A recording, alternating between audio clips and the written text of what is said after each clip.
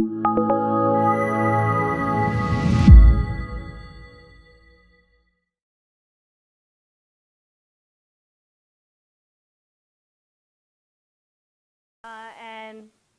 probably releasing at the fastest every 2 weeks, but more like once a month, sometimes even longer than that. So they weren't releasing or deploying their code very quickly. And there was a lot of resistance to Agile in the office. There was probably only 1 or 2 teams that were actually implementing it, and the others were like kind of dragging their feet, and they were like, we don't know about all this. And almost nobody was doing unit testing, and all the builds were manual. So pretty much any time that someone wanted to release code, it was like this whole process. It wasn't like we just dropped the WAR file and we're done, right? It wasn't like one click. It was like, let's go through like first like a week of regression, and then we're gonna like build the code, and like just kind of a long thing. Even once we were ready to deploy, it might take 2 days. So that's kind of where we started out.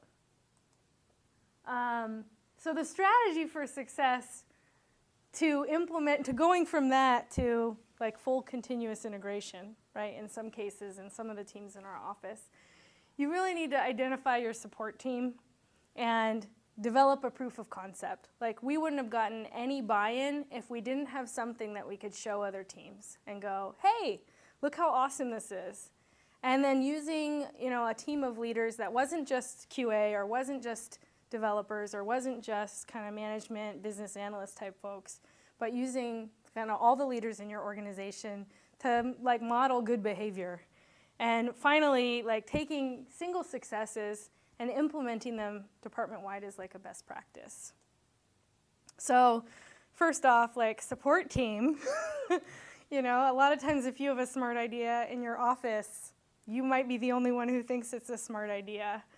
So I have a picture of here of all these, comic book superheroes, and it's really because you don't want a bunch of people on your team that think exactly like you. You really need a diverse crowd because everyone's going to bring a different perspective on things.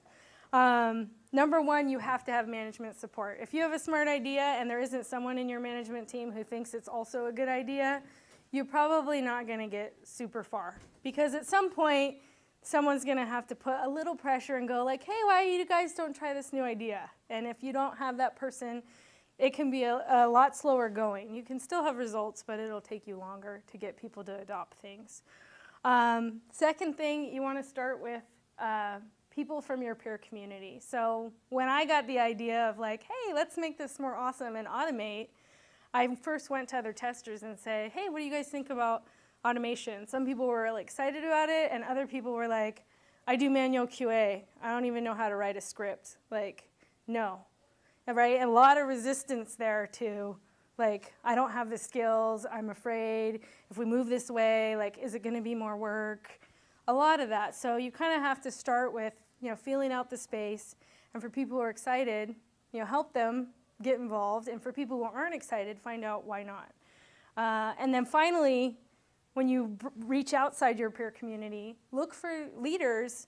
And instead of saying, I really want you to help me with my idea, say, hey, what problems are you struggling with around this thing that I'm working on? So, I went to developers and I said, I know you hate that when you finish your code, it's a week and a half before regression is done, and you're waiting, right? Like, they don't put you on the new cool project. You're waiting for me to be finished for like a week.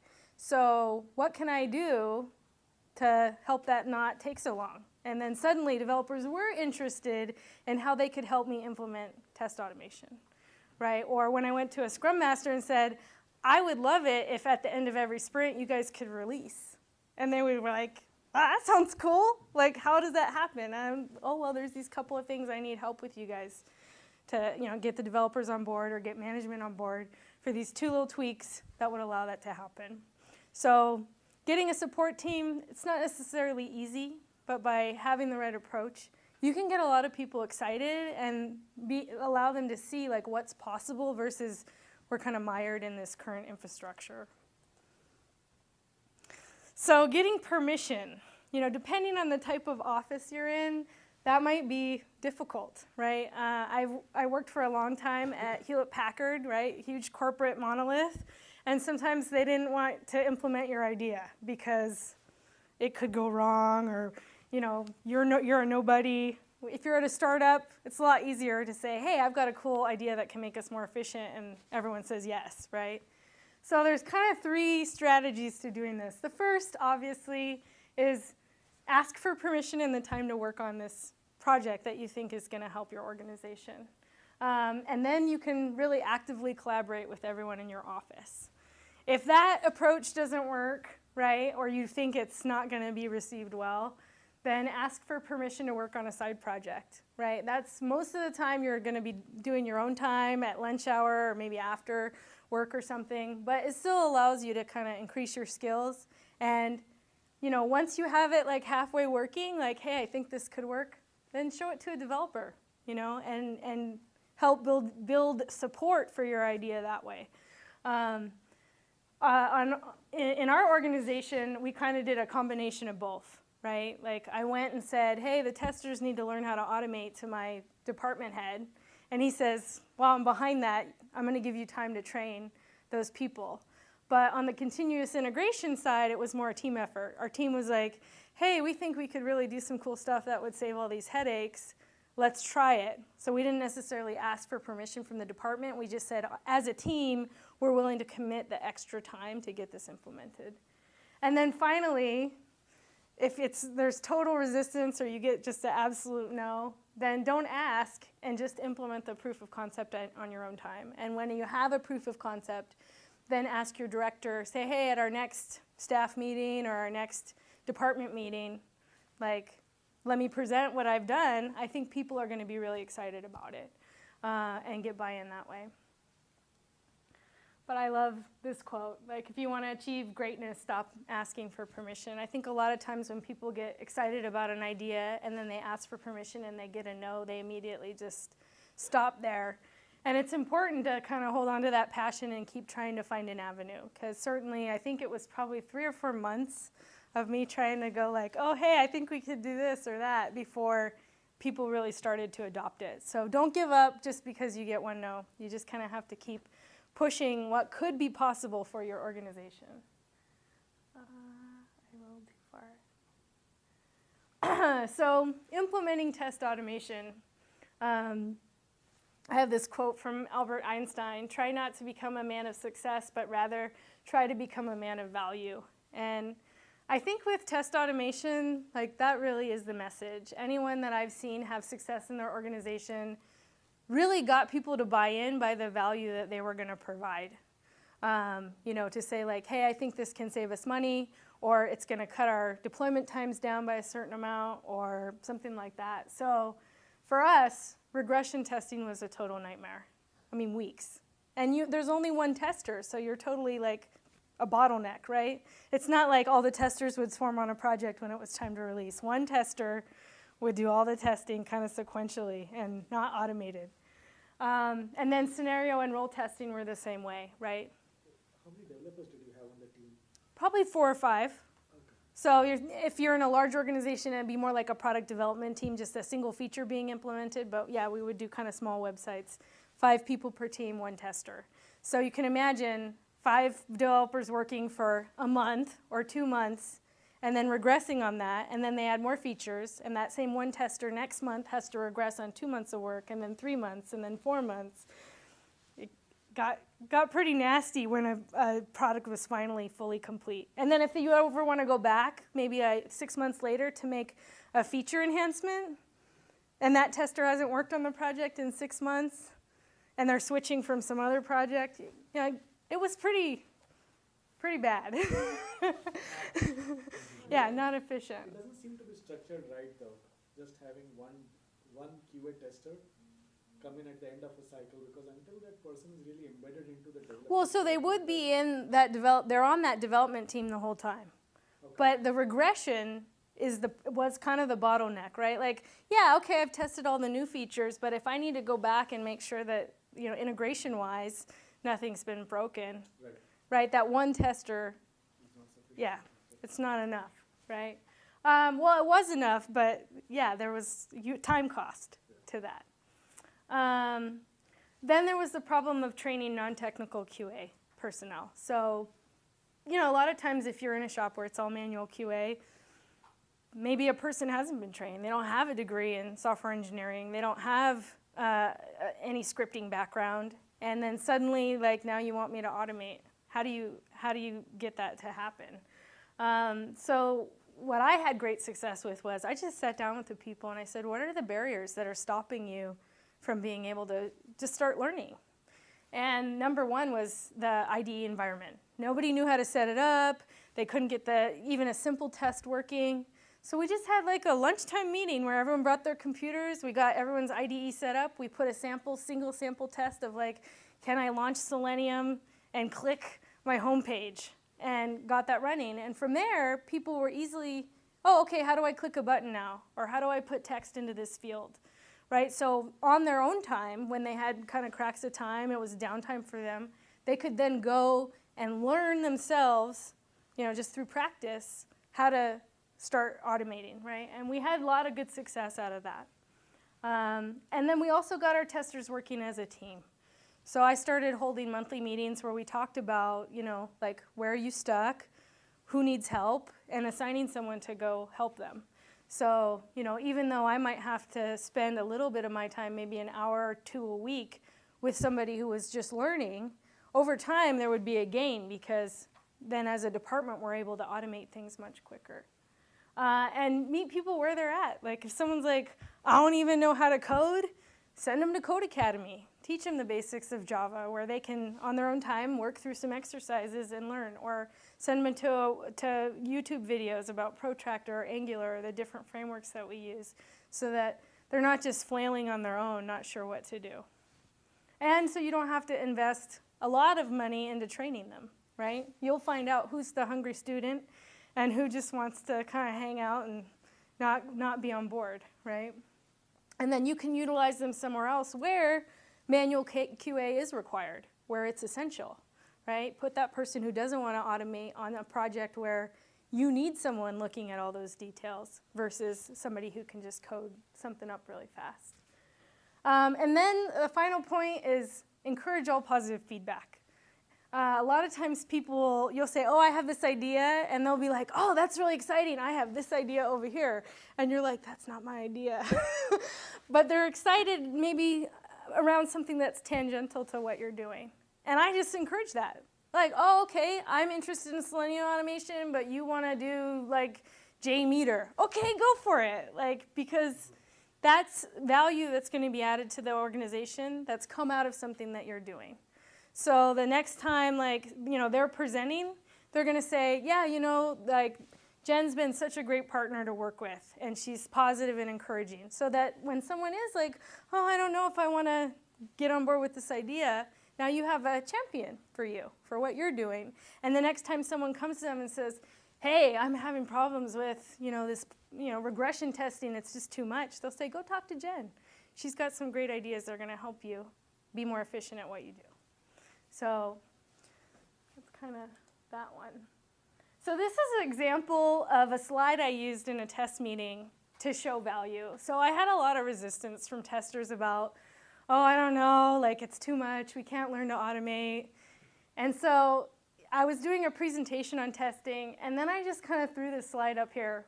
Would these things save you time? So I'm sitting in front of an audience who basically does manual regression, like day in, day out, like it can, yeah. So I said, what would it be like if all of your developers' unit tests had to pass for them to deploy to the test environment? They were like, what? Like we could have that? Or, what if the deployment of changes to your test environment was a single click so that you didn't have to wait for the developer to come back to lunch to say, did you deploy that? You could actually go out to Jenkins, click a button, deploy, so you know all the changes that are current, and then test what's there. They were like, I like that. Or what if you could roll back the database that you use to test to some static data set without having developer intervention? So you just went in, you totally polluted your database on a single click, bam, you're back to square one. You don't have to write tests that back out everything you did. It's pristine every time. They were like, well, we like that.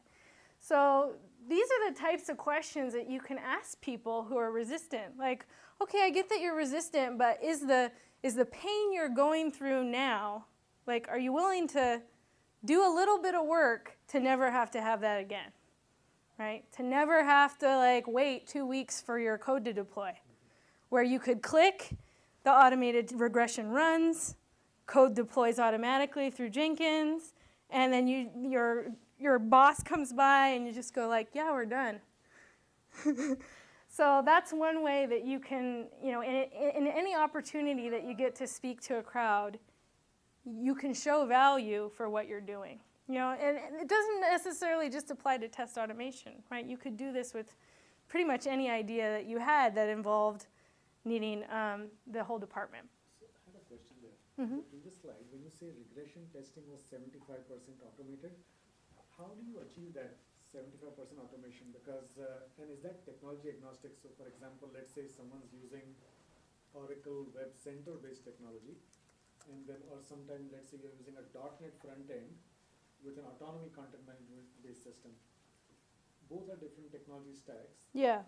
How do you achieve regression testing that is automated like that? So most of what we do in our shop is web applications, right? So you can use Selenium, WebDriver, or if you're using an Angular framework, you can use Protractor, or if you're using a variety of other frameworks, there is a way to implement those, right? So with those types of frameworks, it's pretty easy to write tests really fast, so we'll click almost anything on a page, even dynamic page elements, right? Like Angular framework, there's a lot of type aheads or dynamic drop boxes, right? But with Protractor, you can do all of that. And the nice thing, too, about Protractor is there's no waits. So if you're writing in WebDriver, you're always having to manage these like expected conditions constantly. They're just a pain. They're a pain to write. With Protractor, I don't ever write a wait ever. There's no sleeps, there's no waits. Because of the promises that are built into Protractor, if you're making a request that depends on another request, it waits for that promise to return before it executes the next step. So there are a lot of advantages to using Angular or some of these other newer frameworks to do automation. Plus with Selenium 3, Appium now supports all of that, right? So if you write a script for your web application, right, it's really easy to then just put an Appium wrapper around it, use those same commands within Appium to kick off things in the browser on a tablet or in the browser on, a phone, something like that. And I heard that Sauce Labs is going to start offering testing on actual hardware devices. So you use their same interface that you would for an emulator, but that soon they're going to be offering that for actual hardware. So you don't even have to own a tablet or a phone to test on a physical tablet or phone. Got it. Yeah. And then is this testing sort of browser agnostic as well? Yeah, so you can, like here in this next point, automated regression tests could be run on both your machine and multiple versions of Firefox, i.e. Chrome, Safari, whatever you want. In fact, with Sauce Labs, you can run it on like a myriad of platforms. So basically in your Protractor config or your Selenium config, you just say use this browser with these settings. So you could get window size and all kinds of stuff. So you could test specific resolutions by saying I want the window to always be set to this size. And can I still click elements? Versus if I'm going from a full screen to a tablet, and I want to see like what's the display, what's it look like. You can take screenshots, there's like a lot of crazy stuff. Sauce Labs will record a video and take screenshots at every test step. So, and those accounts are free. So if you want to go out there and sign up for a free account, you get a certain number of minutes for free where you can just play around. It's super fun. I have a question. In my case, we test OLAP. Each release a new build, we have a 50,000 to 60,000 test case. Sure. For a full. So we put require 4 or 5 Linux server, fast server machine run 5 days, 2 days to finish off. 5 machine run 2 days concurrently. So we each QA we responsible one OS, I responsible Linux server for HP. Learning regression is easy, 100% automated. The problem is we run 3 release and sometimes run 1 service pack. each week, three different release. Learn regression is easy. The difficult part is analyze, say, Yeah. all that diff. Yeah. Then, I mean, how do you verify each small diff? Sometimes you very easily ignore because you think this is part of test issue. Right? No matter how sophisticated machine, they have networking issue, resource issue. They're very easily to ignore some small diff. Then we find out, hey, this is a server crash, this is a, so the trick is a bit tough, struggling is how you analyze these small things. Yeah. Well, not here at UC Davis, but when I worked at HP, I ran a crazy number of tests across like 75 devices. I used to hack their printers, so MFPs and kind of enterprise class print devices, even the really large ones that are like 10 feet long or whatever. And I had that problem, right? That sometimes you just get a failure, and how do you know? And one of the things we implemented there was a sparkline technique. So every day you'd look at your test runs, and it would be up, a line up if it's passed, and a line down if it's failed. And you'd see like 10 days in a row or however many runs in a row in a single page view. So you could see, oh, this test has failed every day for the last week. It couldn't be an environment issue, right? It wasn't just a failed server. That actually is a real test problem. And when you're running that number of tests, that's really the only way that I've seen personally on how to know what's real and what's an anomaly, is to, in a simple graphical view, be able to see which tests are failing visually and which ones are passing. And if you see a test, some days pass, some days fail, sometimes pass, sometimes fail, then you can say, well, that's a test I need to look at and write it better so that it doesn't fail intermittently, right? I can rewrite that test. But if it's failing every day or every run, then you can, oh, I know for sure that that is a test failure. Yeah. So this Selenium has this sophisticated tool to able to, output a diff file and easily to analyze it. Because I primarily work on PowerShell-based. It will output a log, right? It outputs a test log, and it'll tell you which test failed, and it'll include the error message. So you can modify those and customize them to what you want. It's all driven by grunt, so all command line. So when I go in to run a test, I just enter a text command. That's how we're able to launch things through Jenkins. All right, I'm going to move on. So duplicating your success, right? It's pretty easy to get one team who's super excited to have a success and develop a proof of concept. But then how do you get that proof of concept kind of rolled out into your organization? So I didn't actually write this slide. A guy that was our developer who was supposed to come, he actually couldn't come today, but he wrote this slide. And for him, it was really nailing down your environment, your production environment, your test environment, your development environment, so that those servers are identical. So that you could say, hey, if it runs on test, I know it's going to run on dev and production because the hardware there is identical. Then we're not going to have some weird system anomalies because they're all configured the same. Right? So you could rule out a lot of those, oh, it was the machine or network issue, by saying like these machines are essentially identical. And that basically very minimal environment configuration, right? You're basically dropping the WAR file in, and it's going to deploy your application. And then if you build it, you deploy it. So none of this like, oh, I wrote the code, now somebody over there is going to handle it for me. Like, we're not quite there, but we want to be to the point where if I want to run your code, I download it, Tomcat 7 run, it works. Not like, oh, I got to do this and this special step and some magic over here, right? Literally, like, anybody can get the code in the department, download it to their machine, Tomcat 7 run, and it runs, right? That's standardized. And, depending on where you work, maybe there's buy-in, maybe there isn't, but most of the people that I've seen have success with any kind of continuous integration or test automation, they just hold the line.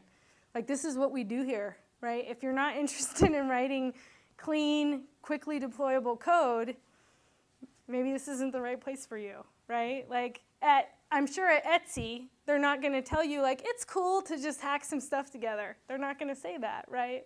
They're going to say, no, like, we deploy thousands of times a day. Like, when you deploy, it better work. And then how to get other teams to adopt a proof of concept. So I was on a team that created the proof of concept, and now I'm on the team that ended up adopting it. So I kind of have this interesting perspective of being able to see how that transition happened. And really, it comes down to bringing kind of your firsthand experience to the team. So when this team said, hey, we like your proof of concept, it's not like we just handed them a pile of documentation and said, good luck. Our team actually engaged with them. We did code walkthroughs. I went and met with them because they didn't have a QA at the time who could automate, and said, hey, if you guys want to do what we're doing, you have to be willing as developers to take on this automation because your QA is not ready. Like, we'll train your QA, but your QA isn't ready, so you have to be ready to take responsibility for that. And they were like, yeah, we're willing. We want the improvements. And that team actually can deploy in less than a day now. From, I don't know what it was before. Do you know, Mike, the initial bio deployments? Oh, yeah, those were months and months. Yeah, so month-long deployment down to 1 day. That's the kind of improvement we're talking about from people who didn't know what they were doing when they started the transition. Like, we've never done continuous integration, but we're willing because it's so painful the other way. I did get a statistic from switching to Agile from what it was with that project's initial deployment and regression testing time. We took it down from, I think, 10 days to 2. Yeah. So So just at the initial phase, that much of improvement, and now we're down to, yeah, probably less than an hour to deploy that application.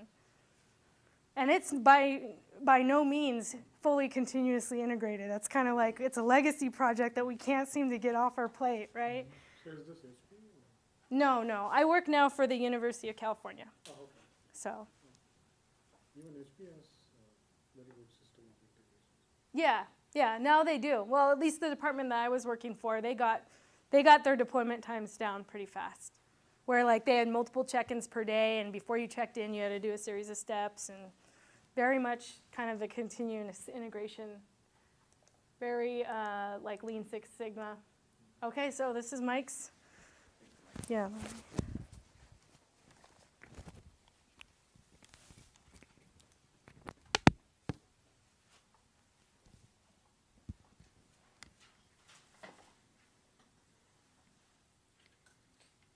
I'm not quite sure how this works.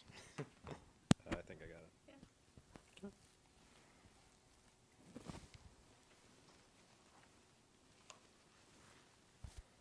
Okay, so where are we at? Okay, so I'm more of a Scrum Master / business analyst within the department. Periodically, I'll touch the code, but I try not to because I don't want to break things that people like Jen know how to work with. So what you're going to hear from me is a lot of stuff discussing essentially what kind of happened from my perspective, observing other people implement it and how I was able to assist them in that process.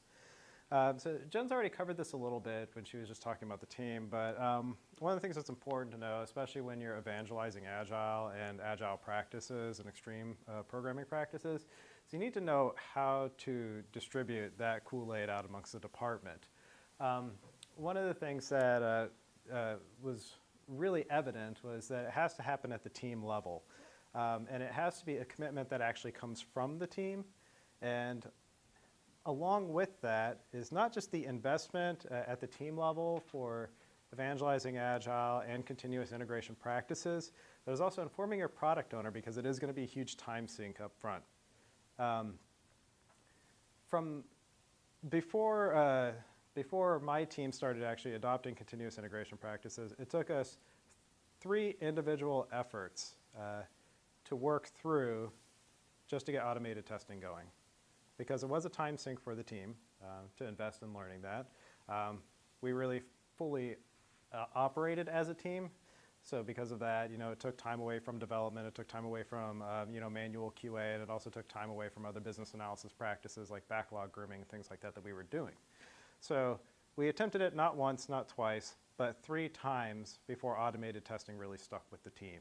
And that's something that you really need to insulate your team from around the department because, from a lot of the managerial types or the higher ups, they might not understand that you're going through that learning practice.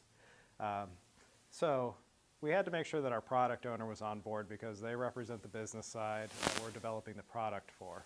And fortunately for us, we had one that was on board with making sure that things were going faster, but we definitely had to educate them in that process. After we got it working on the team level, that's when it came up from the team level and started going into the Center of Excellence and Improvement community.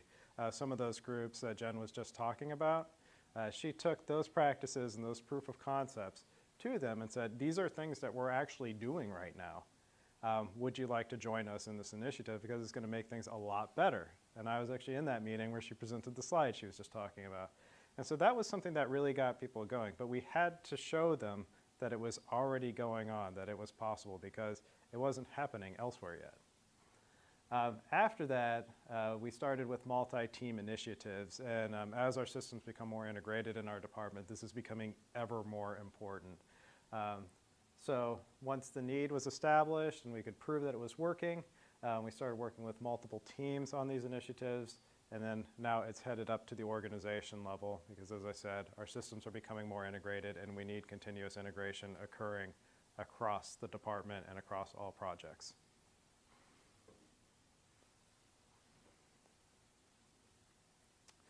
So, as I was saying, the team attempted it 3 times before we really got it to stick as far as continuous integration practices. And because we were a Scrum team, we operate within work cycles called sprints. So we were planning for those at the release level. Because when we tried it at the sprint level, we would write goals for automated testing. We would write user stories for automated testing, what we wanted to do, just trying different methods to get it to work. But eventually, we just had to plan for it at the release level when we're working across multiple sprints and say, we want this release to go well, so we need to have all of these automated testing practices occurring during all of our individual sprints. So we had to plan for it, plan our capacity in, to learn that, and then make it work all the way through. As I said, the entire team had to be committed to and focused on the scope of the release. That meant we had to be really disciplined in our Scrum practices. We couldn't operate on requirements outside of the sprint. We couldn't just take best guesses at what we thought people would want. So we had to be really disciplined with our product owners and really disciplined as a team to stick to that scope because we needed to test for everything we were developing, and that meant extra time had to go into that. So, and sure. For the automation for the current sprint, was story automation for the current story, or? Well, because we were new to automation, we weren't quite sure how to work it in. So we tried a few different things. We tried writing stories that would say, we are going to automate 30% of our code coverage for this sprint.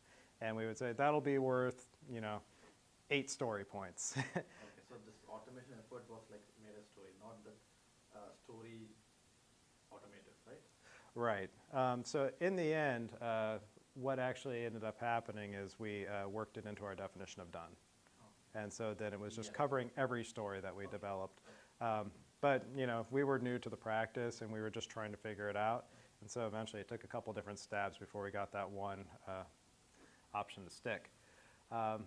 Also, one of the things that we're running into now that we're starting to move more towards Git as a code repository, especially now it's even more important. Our team just recently adopted that and we're using Git flow, I think, as our process model. So divergences could break master and limit our ability to release, so we have to be really careful about that. And we've actually worked that testing scope into our pull requests. So in order to get it to pass, you also have to have the test along with it. So, question, Sure.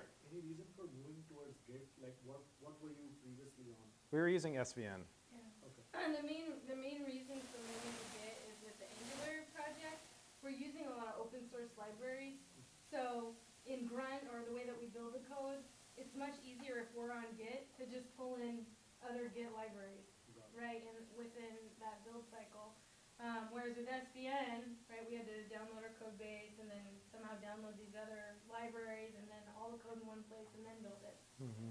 So, It's faster and Yeah. distributed. Mhm. So if you're working on the cloud, Mm-hmm. can't connect to your subversion server, you can still do changes. The other side benefit, especially for me as a business analyst and Scrum Master, is that Bitbucket can be fully integrated with Jira and Confluence. which were both tools that we were already using. So it just seemed like a natural extension of that to move toward another Atlassian product. Because we were using Mercurial and SVM. Mm-hmm. That's what I was just wondering, that what was the reason to move to this? Yeah. Understand. Mm-hmm. Yeah, and that's why we didn't choose. We had originally considered Mercurial and Git, which one do we want to pick, and we went with Git just because it's what everything, all the other libraries we're using we could just pull. Okay. Also, just a quick question on your Agile sprint cycle. How long was your sprint cycle? Was it the standard 2-week sprint? Or First, we did 1-week sprints. And by the time we were starting to try automated testing, we had moved to 2-week sprints. And then after that, we determined we needed more research time. So we actually did kind of a modified 2-week sprint where we would do 9 days on, 1 day research. So that we would actually make sure our developers and testers were building in time to do that additional research for new practices. And that one we found to be pretty successful. My current team is actually back to 1-week sprints. So when you say research, does it include planning? Yeah. Yeah. Interesting. Yeah, it's essentially, like the 10% or 20% research time.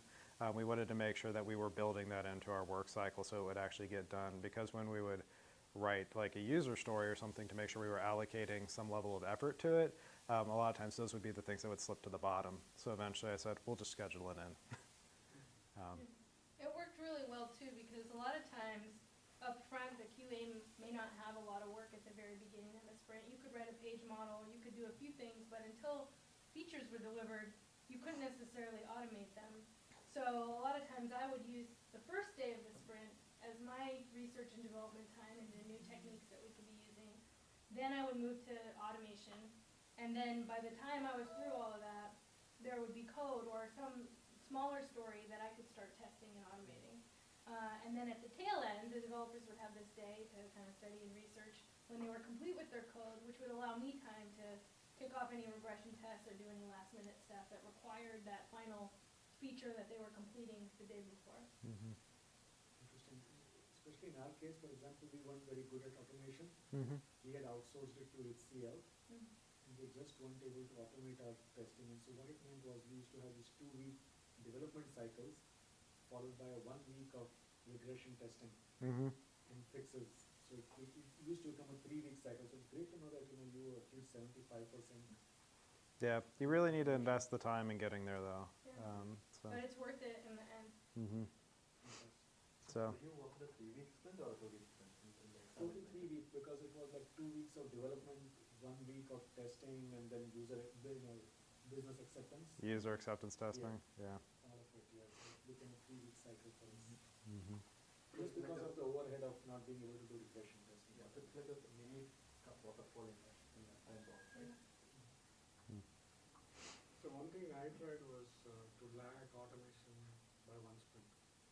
So normally we identify the functionalities. Mm-hmm. And the automation team is sort of shared.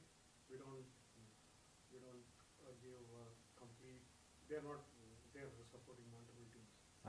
So what we do is once we identify the regression test cases, the user stories will be identified for the next iteration.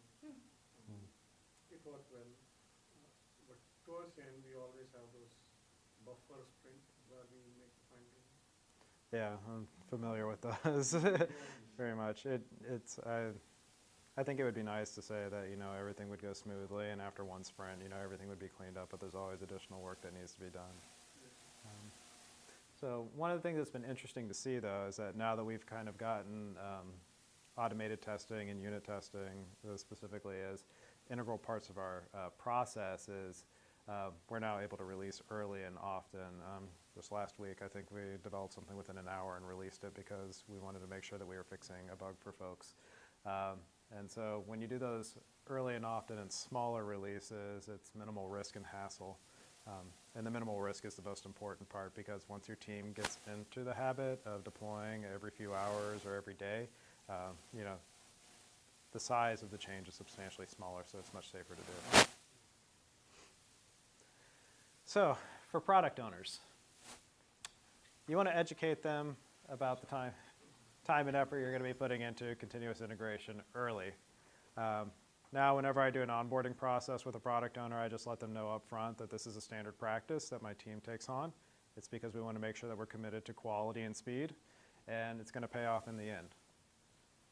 That's all you have to tell them. So you said you're preparing the product owner that there is some other things to be done in the backlog, or are you saying the estimate is going to be high? What are they preparing him?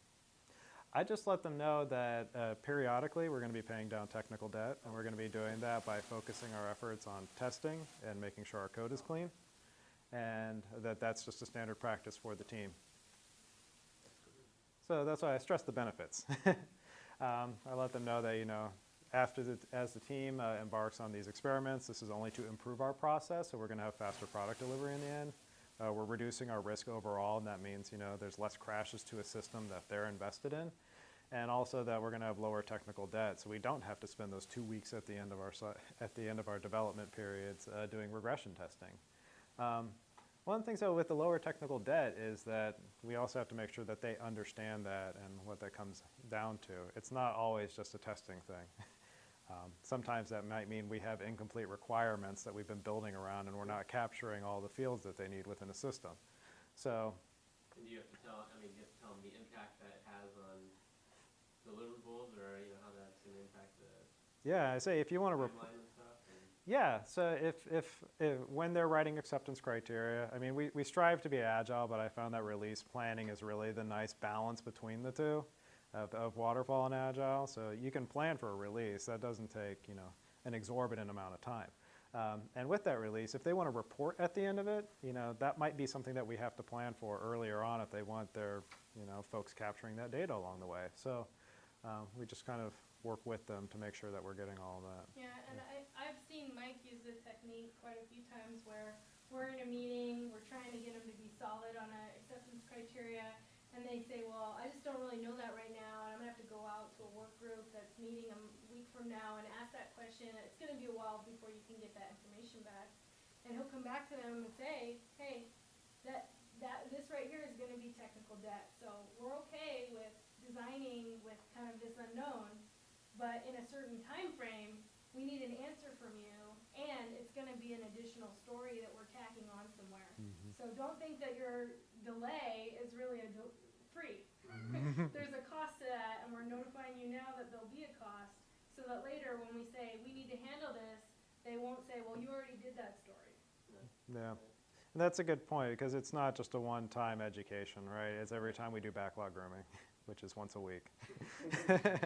So, or when we're doing release planning, which could be a second meeting. So it's important to keep up with that, because they'll learn it.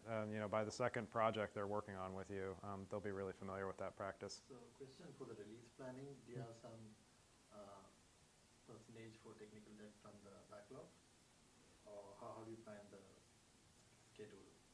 Oh, Or do you have some? What tricks did you do to how do I? the technical debt like? So we really focus Do you on it. understand my question? Yeah, I think so. What techniques do we use to manage technical debt? Yeah, because it's like you have a backlog, right? So you said it's a schedule, right? If Yeah. the schedule plan entirely, if it's entirely the backlog, do you have a percentage for technical debt? We have. So that the schedule is still taking care of it. Otherwise, the schedule is going to skip, right? Right. So, well, and that might be, we extend the release. Okay. So we update our release plan after every sprint, so if we find that maybe we missed something along the way, we might have to add another story to the end of it, like Jen was saying, to make sure we're covering that. So kind of the equation that I use for it is story points times, velocity divided by sprints. I can't remember. There's an equation I use to kind of map out how many weeks it's going to take to actually get a release out, and we normally do it scope-based versus time-based or funding-based, because we're a public institution. So our scheduling works a little bit different. You're lucky, actually. But we let them know that there are other projects in the backlog that we need to get to, and so there is going to be a limit to the time we can work on things. And in a corporate environment, you could really manage that with, you know that the code's probably going to take about this amount of time, and there's always that buffer. So if you plan your release with a certain amount of buffer at the end, and every time, you tell them this end date, and every time that you get into your buffer, you're giving kind of this notification, like, like this may extend your release. Like so far we think we can handle it, but you know, maybe you're getting close to having to extend your release, then you know they might think twice about not making that decision. If you say, I think this might extend your release by a week, I can't be sure, but I think it might. They might say, well, I can get back to you tomorrow about that, versus putting you off. Yeah, thank you. So also maintaining transparency. You want your product owners to feel like an integral part of the team because they are an integral part of the team. They're one of the most important parts of the team. So in order to make sure you're maintaining that relationship and also getting their acceptance to spend time on things like this, you want to be transparent with them and let them know what it is you're allocating your efforts toward. So for team collaboration, one of the things that's been really exciting to see as teams adopt continuous integration practices is how they can all swarm this task together. And part of what goes into that is, you know, evaluating emergent processes. Jen was talking about a lot of the software tools our department is currently using to automate their practices. That's not something that just one person did. We had numerous people out there researching Karma and Protractor, JUnit, all the various, you know, testing tools that we use. So that wasn't just one person, that was multiple people evaluating that, from developers to QAs to business analysts looking into it. The team also, like I said, had to revamp their definition of done, so it was no longer just tests pass. It was, you know, we have to have X amount of coverage. It was, you know, it has to be, you know, the QA is able to run those tests and not just the developer. So we had to make sure that everybody was on board with that, and that was committing to a definition of done that we were going to check each story against before we released it. And also shared ownership. So the team, you know, succeeds and fails together, so we needed to make sure that everybody was on board with that. And so when we picked up automated testing, it wasn't one person, even I was automated testing. Also, as I was mentioning before, we tried it on 3 separate occasions before we finally got one practice to stick. So you need to be prepared for failures and to make sure that the team is aware that that's a normal process of the learning cycle, because you know, they'll be pretty bummed out if they fail a sprint and none of their tests are passing. And you also have to make sure you're celebrating the successes, because everybody deserves a pat on the back when their test runs. Michael, I have a question. Sure. Now when you're talking about, you know, these sprint cycles, are these operational in nature or are these project-based in nature? So are these like fixes that are just regularly going in to a existing production system, or is this like a new project that's being released? Initially, it was started out as just project. But one of the things that ended up happening once we started to adopt release planning is teams started to get their products out faster and faster so that we could get early adopters and, you know, apply some more lean methods to our cycles. So in doing that, we kind of left the just project cycles for in-development projects and started to make it for in-production projects. So they were still being actively developed, new features were being added all the time, but they were out there and they were live and people were using them. And then how often did you actually release to production? Because this continuous integration, I think I can understand until it goes into, let's say, development, QAs, UAT or staging. But did you have something like a fixed cycle when it actually released to production? We started out with the 2-week cycles because that's what the teams were comfortable with, because that was the sprint cycle. We wanted to make sure they were confident in their code before it was getting pushed. Now, though, that the teams are much more mature in their practices and they're getting more confident in their code, and they're making sure that, like I was talking about for the pull requests, you know, that they have to have the tests written before they could actually get approved and pushed to master. Now they get really confident, and so we're starting to see releases more frequently. I think Jen's current team has been doing almost daily releases occasionally. So yeah, so at one point when they were kind of in the end stages of development, yeah, every day they would just push the latest features on this. So yeah, so basically some teams on certain projects that have full continuous integration implemented, they could push every day if they wanted. Certainly every day to test. So. And are these new features or are these fixes going in? Because new features.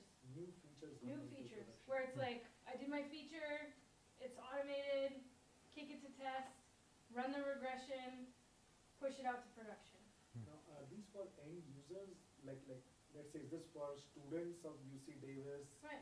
And so how do people come to know that new features are being made available, what's coming in, or like how do you even train people in your support organization what's going out? So I know on the team that I just joined, they have kind of administrators, so we will roll out a new feature list. So when we deploy to production, they receive an email. They said the deployment to production is going to happen at this time, like 5 p.m. from 5 p.m. to 5:30 p.m. We're deploying to production. These new features will be available. A lot of times they've been part of that process, so they know kind of what these new features entail. Or if we're rolling out like a quick bug fix, we'll just say bug fixes are being deployed at this time.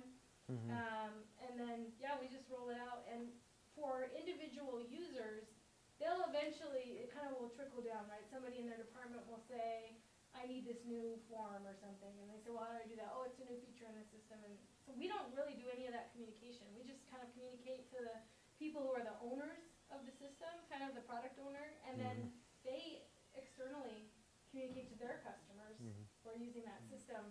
You know, for some systems there might be a user guide that we create internally, or we might create training videos internally depending on how complicated the software is to use. But the focus is really to design it so that you don't need instructions. So we have a whole new front-end team, the team that Mike's on, where it's their goal department-wide to train developers to make systems intuitive, to where someone could just sit down and go, oh yeah, this makes sense. Not like, I need to read a whole manual for 2 days before I even know how to use this. And does it go through multiple environments like dev, QA, stage? Yeah. Okay. Yeah, so the developers have a development environment that they pull down their individual IDE, and then they push that out to a dev server to test their changes, and then that'll eventually get pushed to staging. If regression goes well, there's a test server, and then it'll eventually get pushed out to production. And I have a whole workflow slide I can show you, just kind of show you every step in that process. One of the things that's been really interesting to see from my perspective, though, with the continuous integration is that as more and more folks are actually getting familiar with IDEs and their own environments, is less and less work seems to be done on dev, and more work is being done on individual development environments. And so that's exciting to see that comfort level is getting up there just within the entire organization. So team splitting. So one of the things that we've encountered is, projects end, teams move on, and what happens, especially when you're in a proof of concept team that's really been working to get those technical practices up and common, is when this happens, it can be a bit disparaging because new teams will form, and then they start moving, and maybe they're not moving at the same clip as they used to be. So one of the things that I think is important to do is to make sure that you're minimizing expectations for your team, and also that the team is aware that this is, again, another facet of the natural learning process. So even though some teams might be really mature, when you have a new group of people getting together, even if they've been doing Scrum and continuous integration in their own way, each team might have a slightly different practice that they're doing. It takes a little while for things to start gelling and that familiarity to really take hold. So I think it's important to make sure you're taking adequate time for a process reset. It's also a good time to evaluate new emergent methods of doing continuous integration. And then once you take that time for a process reset and really look at what you're doing and get everybody on board with a new practice to move forward with, then you can start working toward that continuous integration again. But again, I think the most important thing is to strive toward confident code first.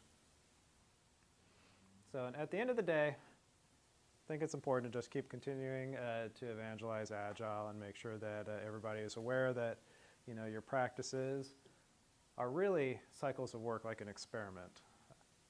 So each time you might run it through, it could succeed or fail, but you're going to get some sort of result and hopefully you're going to learn from it. Then after that, you want to make sure that you're continuing to encourage your team to be the proof of concept for those best practices across your organization. Are your teams co-located?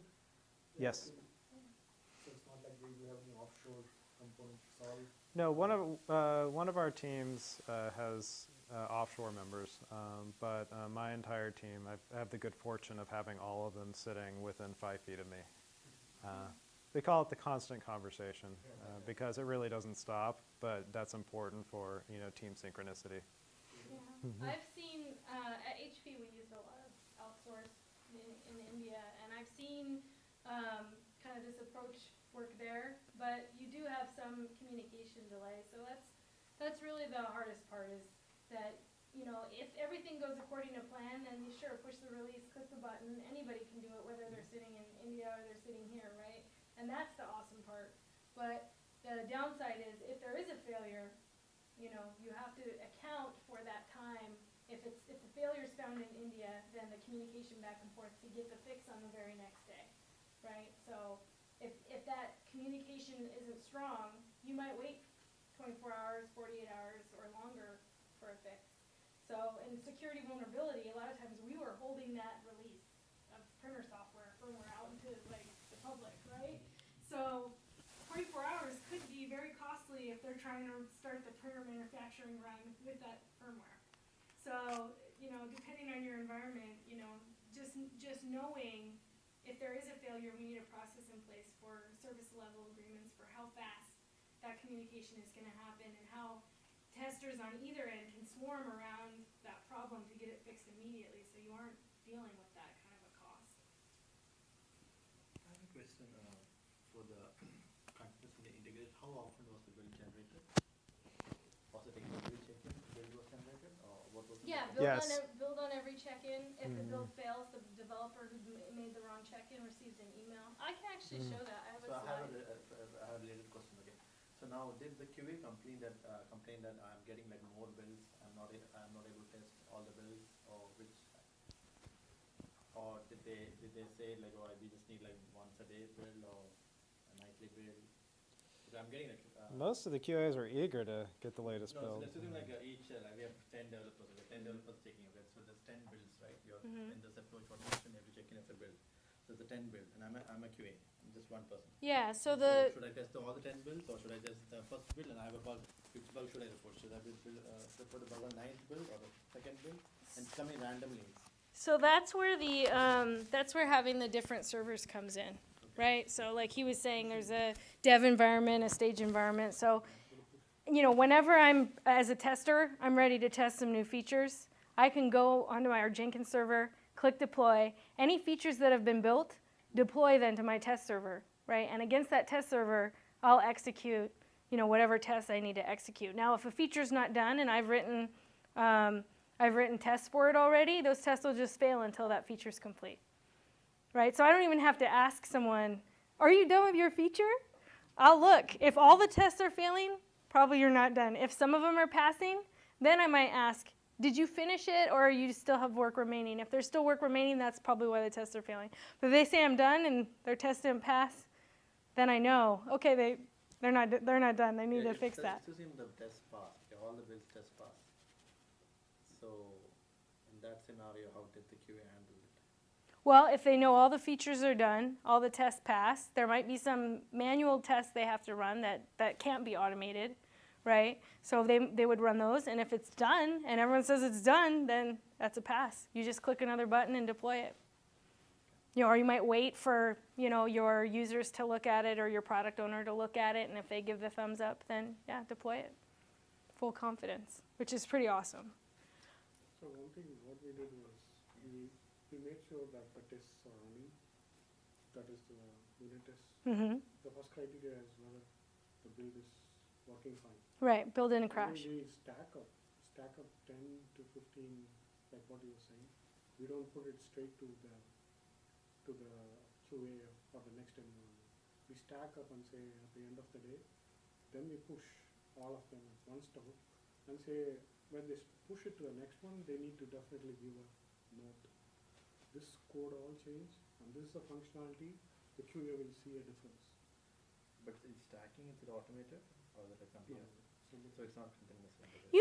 You can stack that kind of thing. Like they definitely had that at HP where every developer would check in the code, right? And you'd have several builds at the end of the night. Every nightly build or like every few hours, right? Right, but on every check-in, they would run what they call a pillar of tests. So on every check-in, they run a minimal set of tests that maybe take, 10 minutes, right? And then the developer has to watch and see, did my test pass? If not, it'll get kicked back. And then they get a notification, you broke something, you better fix it. And then the next person would check in, right, with their changes. If those previous changes were already checked in, then they would get both. The next build would get both. But if this person's build failed, it wouldn't check those in. It would just go directly to the next person and run those minimal set of tests. And then at the end of the day or after half a day, then a larger set of tests would run.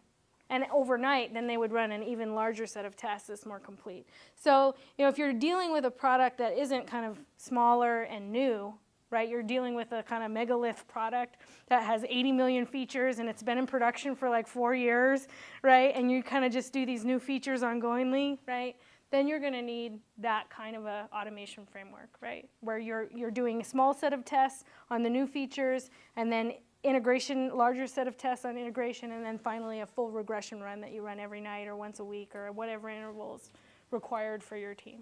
But, we're kind of more smaller shop, right? We don't have software yet that has been in production for over 5 years or something like that. So we aren't dealing with it yet, but certainly when I have discussions with testers, I ask them questions like, if your team gets to the point where they're deploying changes every day, how are you as a tester going to handle that?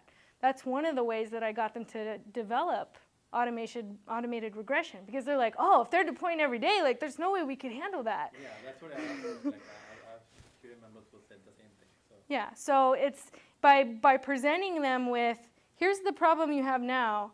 If things continue the way they're going, 5 years from now, when your team has maybe written 4 or 5 different code bases, and you are maintaining all of those, what's it going to look like? How much are you paying? How many people do you need to hire? All of that versus automate it now. Spend that time now to automate or to get continuous integration going, and you never have that exponential growth of testing, right? It stays linear the whole time through because you're paying kind of that cost up front, but it's saving you a ton of money and a ton of time in the long run.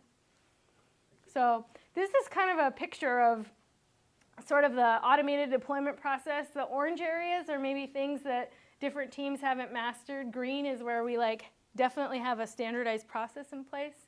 And it kind of goes through the whole thing. You can do this for your organization and say, how do teams deploy, right? Like the code gets checked in, then what happens? Does Jenkins build it, or how is it built? Does the developer build it on their own system? If the build's successful, what happens? And you can create a whole chart like this and identify where in my organization is the roadblock. We're halfway there, or we're a third of the way there. Some things are working, some things aren't. This will help you identify where's the problem and who in this organization is excited about fixing it, right? And then just assign a group of people like, hey, work on this. With the 2 teams that we have now that are kind of the forefront of this, Mike's team and my team, we have different areas that we're great at. Like my team can deploy at will. They're like, yeah, let's do it. They didn't even have a QA for the last 6 months. All developers doing all their own testing, automated and everything. Whereas Mike's team, they're really good at continuous integration, all these nice features where you get emails and it's all triggered, right? No manual intervention. So it's now we're working on getting these 2 teams to talk. And what are the best practices from each? Let's create a process that's really solid. And then let's roll that out to everybody else who's kind of still struggling. Do you folks use Chef or Puppet in any way as well? Do we use what? Chef or Puppet?